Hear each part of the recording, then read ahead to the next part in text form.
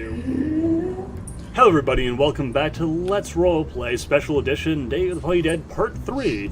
I'm your host Duhad. Joining me as always are G Money playing himself. Woo! Time Knight playing himself. I'm playing myself. Zombie Cam finally joining us to play himself. Let's get spiffy.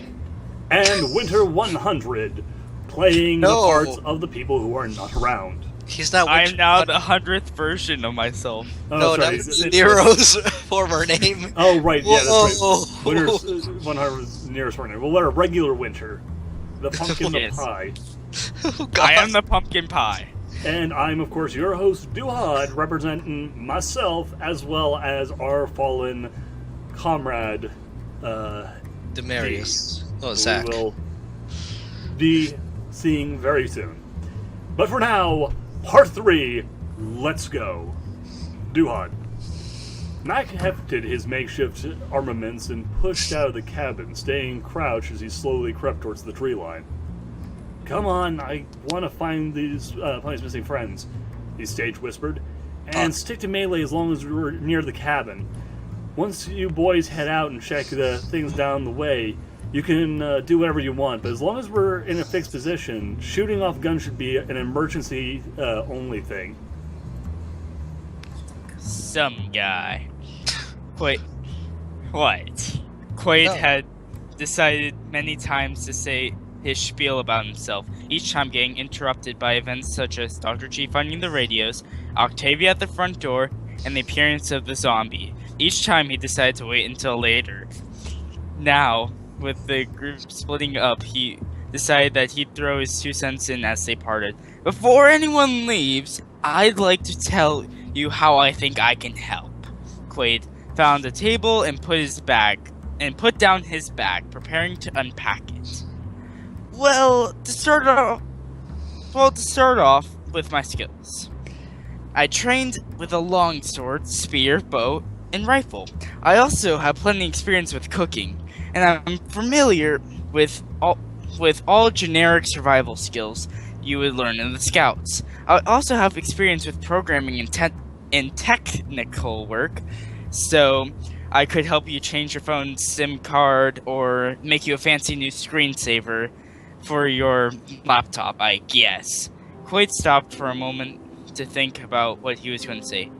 Okay, forget technology, but I have some cooking supplies with me, he said, beginning to unpack his bag. I have a portable stove, a water purifier, a collection of high-quality knives.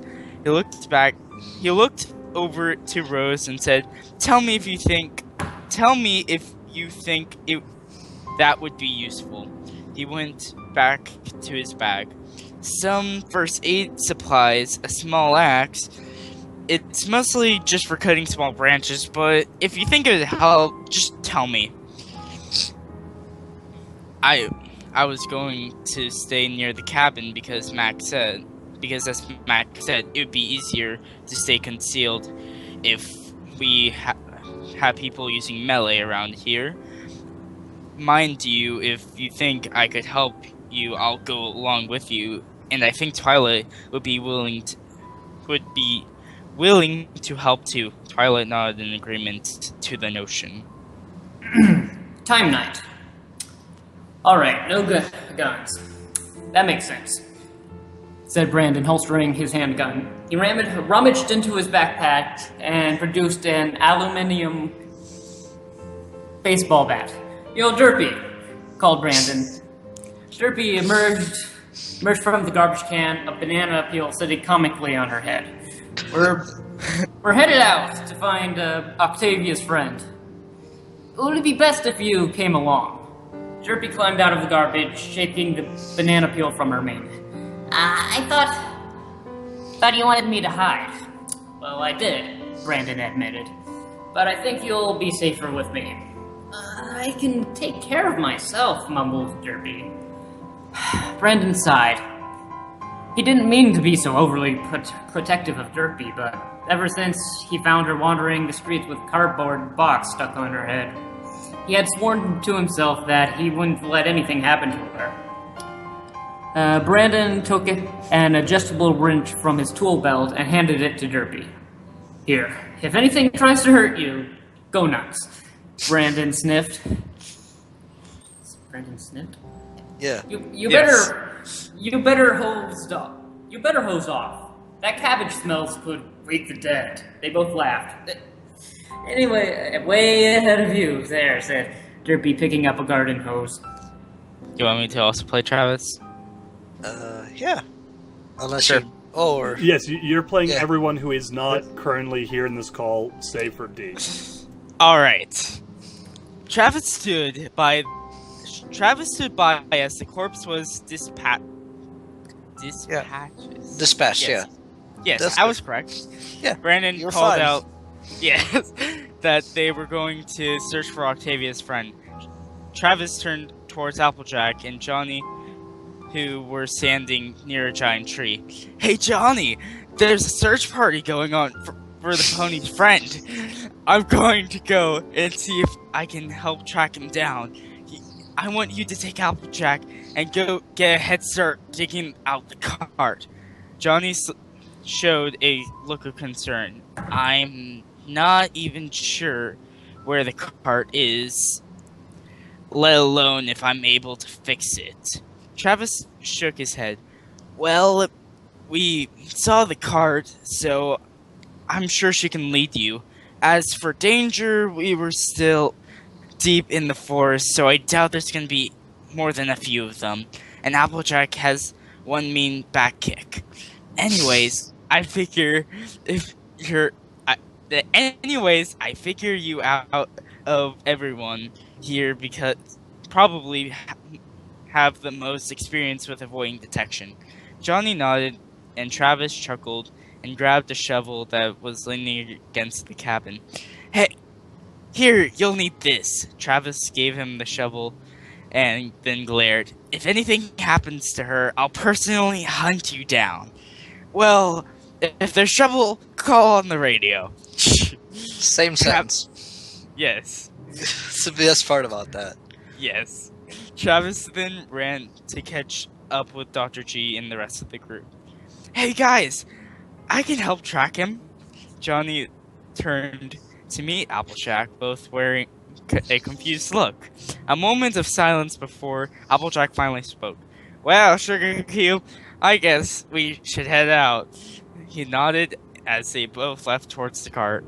I'm texting. Why do I have... Yeah. Johnny shrugged. It won't happen very often that you get that many in a row, I promise. No, But, I yeah, was just referring You to mean my... accidentally- Yes. Yeah, I was not gonna judge you on that one. It happens. Johnny to Yeah. Johnny shrugged, thinking about what Travis had told him, still confused on why Travis wanted them to go. But he was right for the most part. Unless we get ganked by a herd of zombies, we'll be able to handle it or avoid it.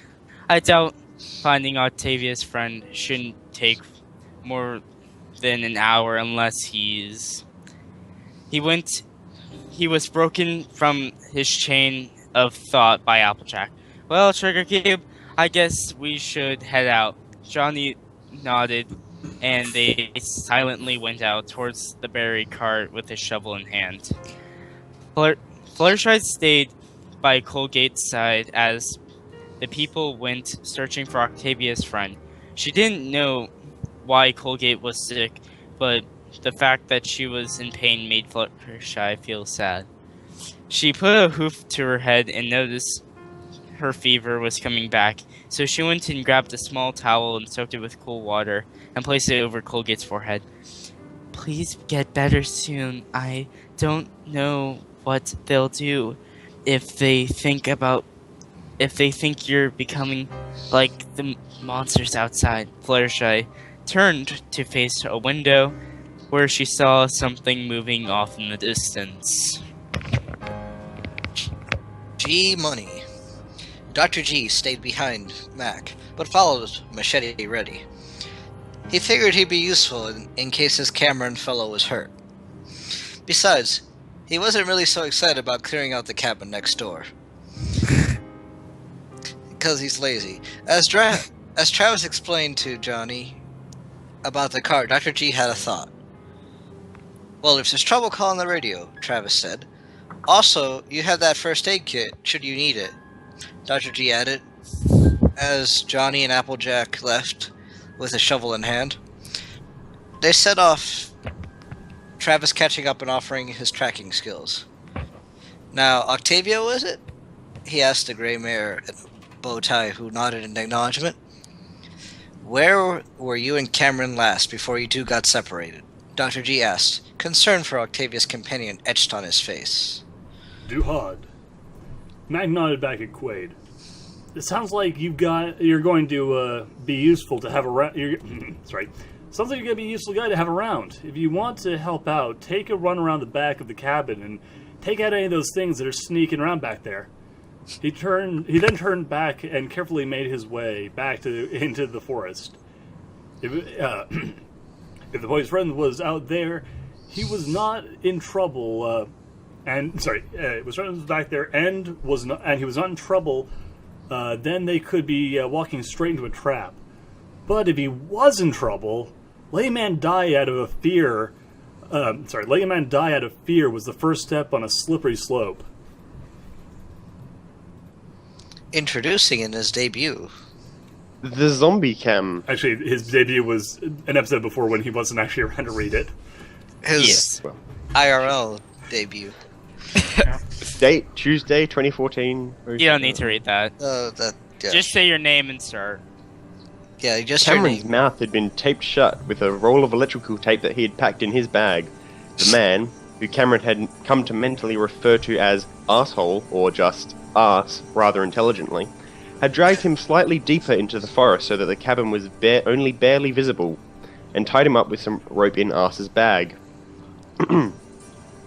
Arse had been talking to himself about how he planned on handling Cameron's ransom.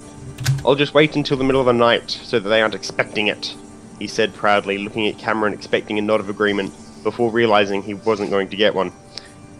"Look, so long as your friends have food and don't try anything stupid, you'll be fine." Cameron had tried to explain that he didn't know them before he had his mouth taped shut, but Arse didn't believe him. Transition. "Now, Octavia, was it?" Octavia nodded to him. "Where were you and Cameron last before you two got separated?" Octavia took note of the concern on his face, and she appreciated it somewhat, and it made her feel just a little better knowing that she was with people that wanted to help her. "We were just down in the forest that way," she pointed with her hoof down one of the many openings in the trees that led deeper into the darkening forest. "We should get a move on before dark, otherwise we'll never find our way out." Time night. Brandon, Derpy, Johnny, Applejack, and Travis trekked through the woods to find the abandoned cart and perhaps Octavia's friend. The party reached a ditch filled with thorns. Entangled in the thorns was an old wooden cart. Much of the wood was rotten, and the axle was rusted from being exposed to the moist ground for so long. Close by the rear left wheel lay smashed to pieces. "Well, here it is," said Brandon. "Those thorns look only slightly problematic," said Johnny. "Our machetes can easily cut through them." Travis inspected the cart. "Looks like a real fixer-upper. Are you sure we can still use it?" Brandon looked over the cart again. "I don't know, but it's what we've got." Oh. Couple of hours. Huh? No, it's nothing wrong, but, you'll see it later on that Travis isn't actually with you guys. I remember this part. I remember losing track of people who was going where. Yeah. Yeah, things were a little confusing until the group thinned out. I think this is where we actually made the out of context page. Yes. Out of character page. So. And where we decided to put, like, where we were when we're talking, which helped a lot figure out where we were. Anyways, carry on. Anyways, after a couple of hours, the thorns were completely cleared out and the cart hoisted out of the ditch. The party had taken their machetes to the thorns, and with Applejack and Derpy, they pulled the cart out of the ditch using ropes. The sun was setting as the group took a rest before returning to base.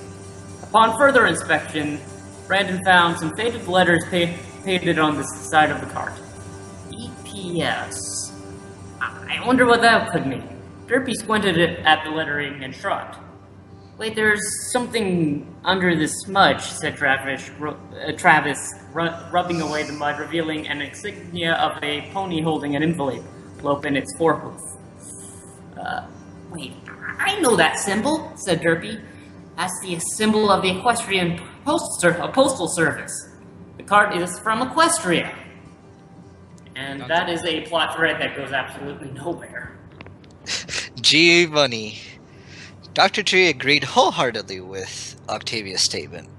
The forest at night was not easy to navigate, and would be full of all kinds of nighttime visitors. Ooh. Dr. G continued following Mac into the forest now, heading in a direction Octavia had indicated. He could have sworn he saw some gratitude in Octavia's eyes. As they made their way in, Dr. G asked Octavia, "So, your companion, is he trustworthy?" She nodded, then added, "I do hope he's not hurt," she said, a look of worry crossing her eyes. "I'm sure he's fine, and if not, I'm sure we can help him," Dr. G whispered. Well, I guess I should have been lower. The forest was getting darker as they went in deeper. A dark feeling hung in the evening air. They passed a tree, and Octavia stopped, looking at the tree. "Is something wrong?" Dr. G asked. Octavia pointed to the tree silently. Dr. G looked up to the tree. There was a strip of camel-colored cloth. "Hey, Mac, come take a look at this," Dr. G said with urgency. Duhad. Mac hurried forward at the doctor's request. "Ah!" he whispered triumphantly. "Alright, that's the start. So your friend was here, and he got caught in the tree, then..." He bent down and examined the underbrush around the tree. "There!" He pointed to an area of smashed and trampled vegetation. "Now, I'm no tracker, but either your buddy was rolling around down here, some way, or something grabbed him." He slowly followed the path of snapped twigs and trampled underbrush.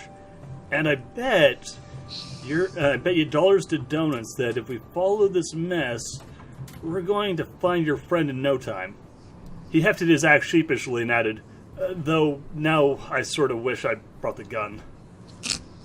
Travis. Travis was impressed at Mac's deductive reasoning. Yes, teleportation. But Travis couldn't tell whether there was more than one kidnapper. But if there wasn't, then this guy might be a loose cannon, and this loose cannon had firearms, then this could get bad.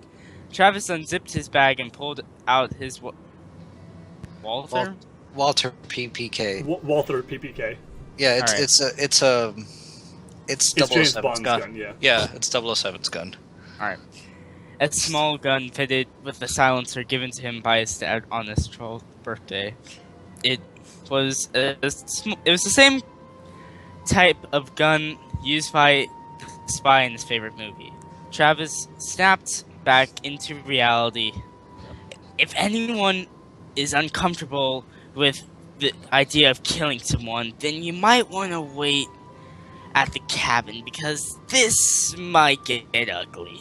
Travis revealed his silent pistol. He noticed Mac walking with the axe. You might want to hold on to this for now. You know, just in case. Travis gestured to the shotgun on his back. No. No. Yeah, don't give the guy guns. G-Money. Before we go guns blazing, Travis, keep in mind, we aren't too far away from the cabin. I don't mind shooting or killing if need be. If I need to.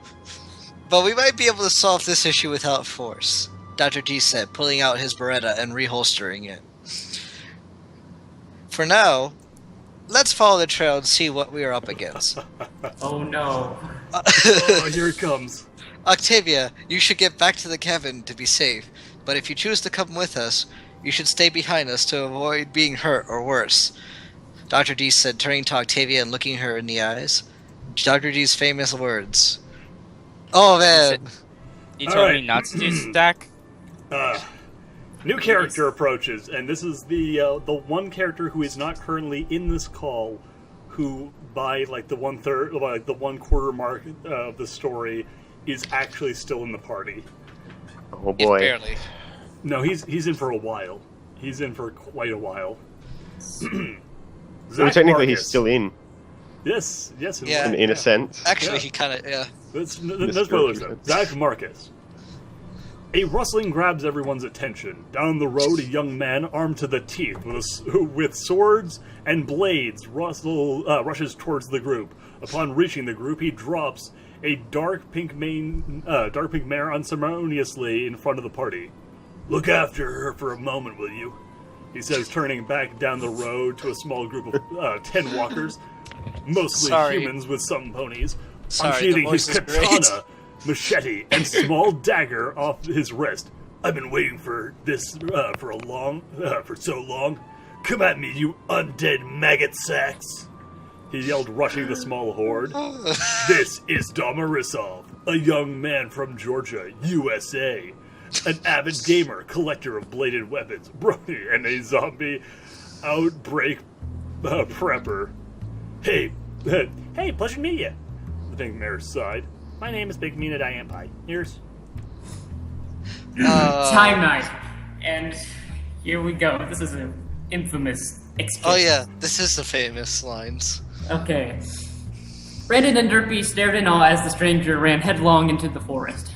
"Derpy," said Brandon, after a moment of silence, "did a walking cutlery shop just walk by, drop off a pink talking pony, and run Leroy Jenkins style into a horde of zombies?" Best line. "Yep," said Derpy. "Good," said Brandon. "I can cross that off the list of things that I never thought I'd see or say." "You suppose that he'll need our help? You suppose that'll need our help?" asked Derpy. He's outnumbered 10 to 1. "Nah, I think he's got it," said Brandon. Dick. Derpy shot Brandon a look. The look. She stared at Brandon's tilting her head, her left eye drifting out of focus. "Okay, fine, we'll help. Just don't give me the derp stare," said Brandon, taking out his baseball bat. "Johnny, Applejack, watch my back. We've got to make sure this guy doesn't do anything stupid." Alright, so this is the point in which we actually had to start, like, using the "here is where I currently am" to avoid some of the issues. Duhad. In so the you'll woods get- near the cabin. Max shook his head at Travis. Hold on to your gun for now. You're probably a better shot than me anyway. To be honest, the first time I fired a gun in my life was about a week ago. Not long after I found Colgate and almost gave myself a heart attack when I did." He blushed and added, "I never knew how loud they are." He looked back at Dr. G. "You stick close to Travis, Doc. If something happens to you, you're the most valuable person we have out here with us." And with that, Mag pushed ahead, slowly following the signs of struggle and obvious signs of struggle, and oblivious to the camouflaged men watching from their watching their hiding spot further along the path. Who is this character? Oh yes. "What'd I tell you? When the one guy's got grabbed, it was only a matter of time before his people came looking for him," the hunter whispered to his friends as he tracked Mac with the scope of the hunting rifle. "Now, let's see how things work out with that kidnapper. You never know what opportunities will present itself." Oh yeah, these are great lines. And now to Johnny. Johnny watched in amusement as the crazy sword guy and Brandon went to town on a group of zombies. That was until a couple of Pegasi zombies landed from the sky, giving off a blood-curdling growl. "Well, crap." No, that's Applejack. "Well, crap. Apple protect the pink pony." What? No, yeah, that's Johnny's line. Yes, I know, Yeah, but it's just Yeah, right. talking to that. He's Alright. talking to Applejack, yeah. yes, but normally see Jack. But whatever. Keep keep her away from harm. With that, Johnny readied the shovel to whack some zombie ponies. I'm a whack you in the face. He was really good at whacking Okay. ponies. The zombie camp. Octavia begrudgingly agreed to return to the cabin and had only made it a few meters before she decided to wait and watch the others so she could guide them out if they got lost. She hadn't thought that Cameron was in any serious trouble until the others brought it up. The worst thought she'd had. Oh, sorry. The worst she thought had happened was him getting lost nearby. She started to worry more and more as she sat and thought about it. She paused. Where did they go? She looked into the forest but couldn't see anything other than the occasional shrub moving in the breeze.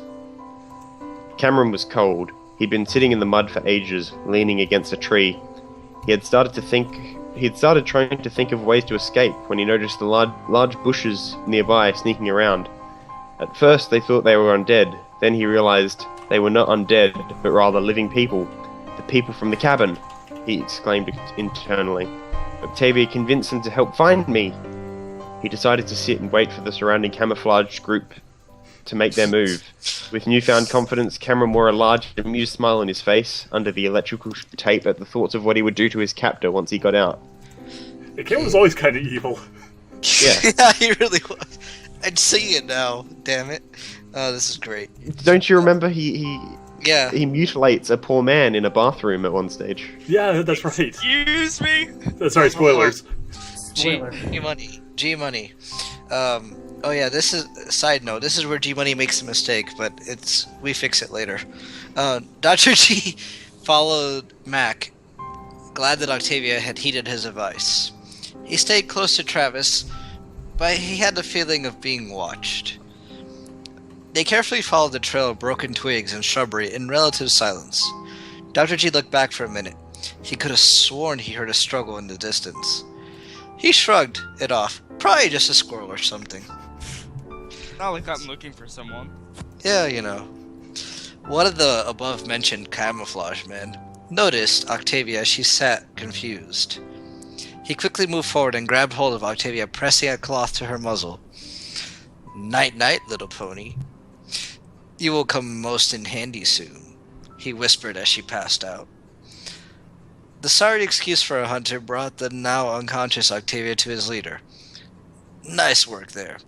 But let's see what's in store for this kidnapper, the leader said, laughing quietly. Okay, so just as a quick aside, because this is kind of an important point, this is not something that comes up often, but this would be an example of someone basically taking out another person's character without their consent. So what happened was that Zombie had exactly one character who was still actually able to act and perform. And G was a dick. G-Money was like, I'm going to have her get knocked out and dragged away. Not even like Yeah. derpy, but I was fine with it, but Zombie was completely cool with it, but I was just like, Yeah, dude, he this was. is- And he told me no. this is And I'm like, what in okay. role-playing circles is called God mode PCing, and you're not allowed to do that. See, this is how we know that this is while we were all still new and not really understanding how things work. Yeah, Because I didn't think there was anything wrong with it. But yeah, if you're watching this, I need to take this. to get an idea as to how to like good roleplay ethics, never do this in a forum roleplay. That is Yeah. super bad manners. That's super bad manners. Anyway, continuing along. Yeah. And my logic had been that I thought that Octavia would just kick their ass, but anyways, that's besides the point. Whoosh. Meanwhile, back at the cabin, Rarity had been very attentive to Colgate. But sitting for too long had made her feel useless. I need one quick second. No thank you. Fluttershy, dear. I'm going to see if I can find some cloth or something to make Colgate feel better. Nothing makes a pony feel better than a new blanket when they're sick, she said matter-of-factly. Fluttershy nodded, smiling. That's a great idea, Rarity. I'm sure she'll appreciate it. And so Rarity headed off in search of a blanket. Suddenly her horn lit up, like it did when finding gems. That's odd, she thought.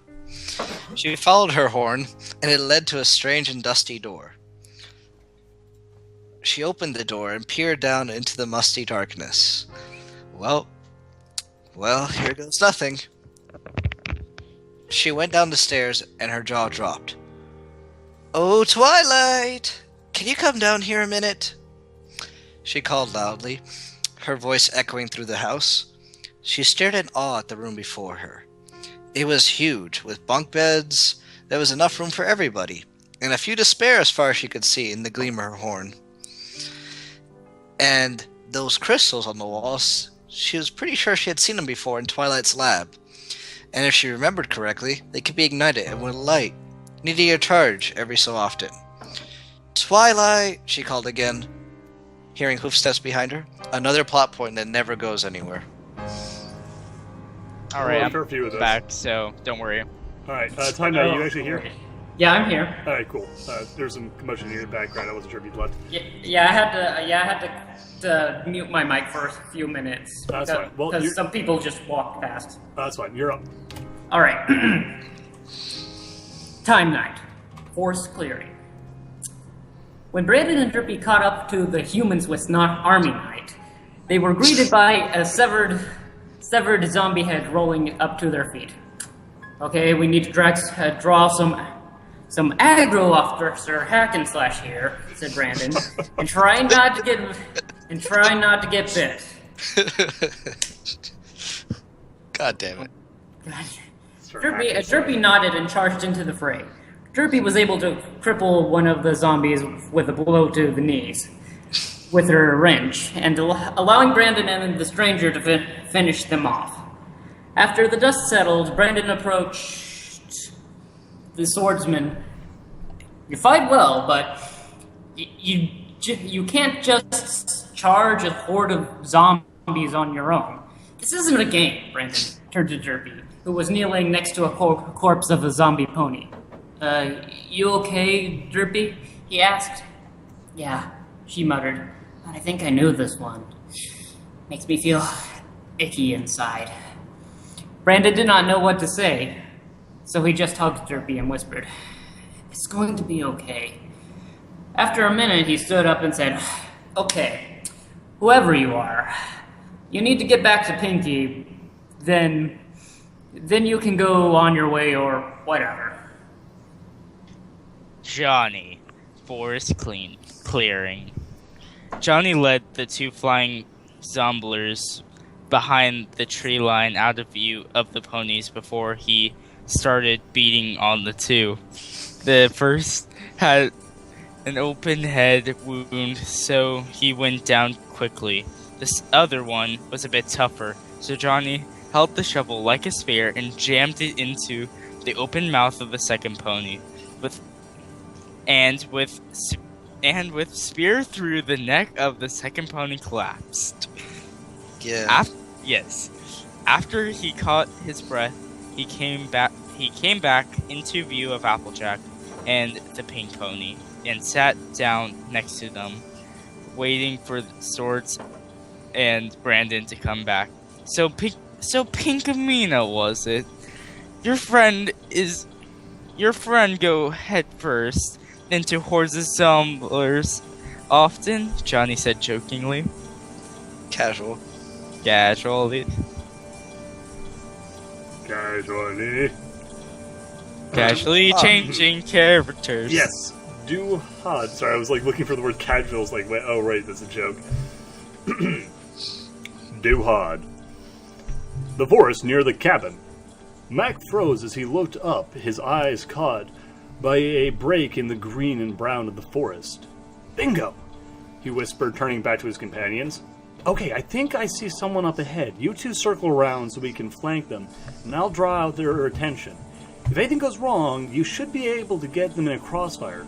He paused and added, "Oh, and can I borrow that shotgun? I think I might be a bit more intimidating with something other than these." He lifted the cheap-looking shield and axe. By the way, that's a brow instead of a thing. Yeah, that was my fault. I missed that word. Right. Around 100 feet to the left. The leader of the small group of camouflaged hunters smiled as he watched the unfolding events. Perfect. this is the cabin man, all right? I was getting worried when when so many people started showing up at the damn bunker he set up. But we pull this off right, then today's going to be one hell of a win for us. Behind him, as Octavia started to stir to consciousness, she felt the tape binding her legs beginning to fray. Whenever the sorry, my throat's getting a little bit sore. Whenever the matrical, the fuck is that word? Powers. No, the one before that. Metrical? Metrical? Yeah. You're the one who wrote it. Oh, I don't know. I think you were trying to write magic. I think you wanted to say magical, but I didn't. No, I didn't. No, it wasn't no, it might be magic. I don't know. Powers. It was like material. Whatever. I don't know. Let's say it's magical powers, duct tape, and chloroform. All right. Whatever the powers of duct tape and chloroform in films and movies, their effectiveness in the hands of first-time kidnappers are proving less than awe-inspiring. With just a little work, Octavia could feel herself all while the three unarmed humans had their attention occupied by the group that was coming for Cameron, the cabin. Yeah, man. Colgate's leg began to twitch as one eye cracked open a fraction of an inch. Something in her delirious state, somewhere in her delirious state, she had started to hear familiar voices she recognized from home. She tried to call out to the voices, but her words were lost, as all that came from her dry throat was a weak cough. Where was she? Dear Lord. And that, my friends, is what you call a GM retcon. Yes, that whole bit with like the rope fraying is basically me going, no, fuck you. Zombie can have his character back. Anyway, It was fine. It was handled very nicely. Alright, Duhad's really good first-time GM. it's fine. Zach Marcus, still amidst a much smaller horde, with only 4 left. D, as he called him, as he is called by his friends, goes for a stab to the eyes on a human walker, but it stumbled out of the way and bites down on his forearm. Ow! That hurts, jackass! Let go! The pain gives him pause enough to see the last of the zombies have him surrounded. Perfect! 3-blade sword blade twister! He spinning wildly, decapitating the 3 around him and throwing the one on his arm a fair distance. He walked to the walker as it tried to get back up, taking a small dagger from his mouth and runs it through his eye. There, all done. With the group. Not often, only when... Wait, hold on. That's me. Not often, only when Apple? She cut herself off. Applejack, is that you? She asked with her eyes full of tears. Duhad. Oh, man. The forest near the cabin. Mac rose to his full height and stared directly at the place he suspected the kidnapper was. Move into position! I'll buy you time! He is before raising his voice and addressing the kidnappers. Hey, look! I don't want any trouble, but I think you have my friend of mine. Zach Marcus. D began to wipe his blades when he noticed the look he was getting from Brandon and Derpy. What? Look closer. Looking closer, he sees them staring at his arm. Oh, get it. Check this. He chuckled as he began to roll his sleeve up, revealing a bunch of magazines taped around his arms. 10 pages deep. That one only had some power. Thank the author, in capitalization, for Max Brooks. He says thank the author instead of thank the author God. for Max, yeah. No, like yes, it's kind of a weird thing I'm trying to point out here is that he always capitalizes thank the author, as in the author is some sort of deific figure. Oh, yeah. And he does that in multiple games. He's thanking Discord. Yeah, sure. Alright, anyway. Makes sense, he's crazy, isn't he? Anyway, G-Money. Also, I did my very best to find all his sentences and capitalize them, but it's difficult. It's just, yeah. Right. G-Money. In the woods near the cabin. Dr. G flanked on the right side of the camp, Beretta out and ready, while Travis flanked on the left side. Travis and the doctor maintained eye contact as they scanned as they scanned the site for Octavia's friend. Hey, look. Oh, yeah. Hey, look, I don't want any trouble, but I think you have a friend of mine, Mac called out, keeping the kidnapper occupied for the time being. Dr. G spotted a man tied up, his mouth taped shut with electrical tape. Dr. G signaled to Travis, and they began to move in quickly, weapons still ready. The tied-up human fidgeted, then locked eyes with Dr. G, and was still. After a tense moment, Dr. G and Travis reached Cameron and began to free him from his bonds, working stealthily and quickly, not knowing for how long Mac would be able to stall the old man. The cabin. Rarity soon realized it was her own footsteps she heard echoing, because the other people stopped playing the game, and decided to head back after all. After all, Colgate would be needing her, and a pretty blanket wasn't going to help her as much as proper care would. Rarity figured she'd ask Twilight about the crystals when she got back to Colgate. Rarity was certain she could find her way back to the room because it was the only one in the house with gold-peeling letters that read, Barracks. Conveniently, Rarity made it back to Fluttershy and Colgate just in time to see her cough and try to open her eyes. Colgate, dear, are you there? Rarity called out, only to be answered by the sounds of Colgate back to sleep. Rarity noticed that the IV was about halfway done. She kept the bottle of tonic close by. It seemed like Colgate would be needing it soon. Time night. Whew, jeez, Stabby, don't scare me like that, said Brandon, relieved. If you had actually gotten bitten, things would have become very problematic fast. Back with Johnny, Applejack, and Pinky. Brandon and Derpy returned with Dee to the cart to help to find that Johnny and Applejack had finished with their own skirmish. Hey guys, everybody's fine, although Derpy's a little shaken up by the whole thing. We better get that cart back to the cabin. Brandon regarded the swordsman. And by the way, this is D. I couldn't pronounce what it was short for, and he doesn't like being called Baron von Stabbington III. My favorite lines. This guy seems to know a thing or two about a thing or two. Say, D, what are you and Pinky doing out here? Johnny, because Johnny. Forest clearing.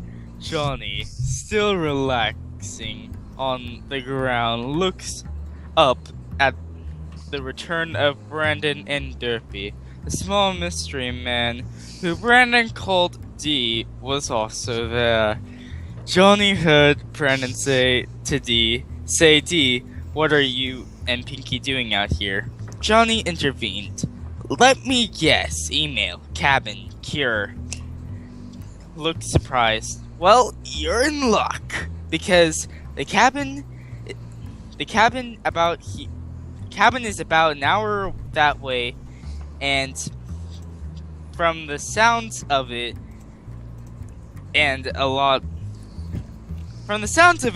of your pony friends are there. I don't know. I probably messed up really bad. It's fine. It's not bad. Johnny looked up at Pinky and Apple, chatting, and decided to go get up. Well, we're working on a supply cart right now, and you're welcome to join us, but I understand if you just want to go to the cabin and make a base. Either way, you'll want to hang out. You'll want to hang on to this so you can use it to talk to the other survivors. Johnny hands D his radio since he'll be with Brandon for the most part. Johnny flashes gun. Of course, if you've come here with malicious intent, please note we are all armed in some way. Johnny smiled. Anyways, the sun's gonna set soon, so we better move on. And that wraps up part 3. I hope you'll join us all for part 4, coming very, very soon.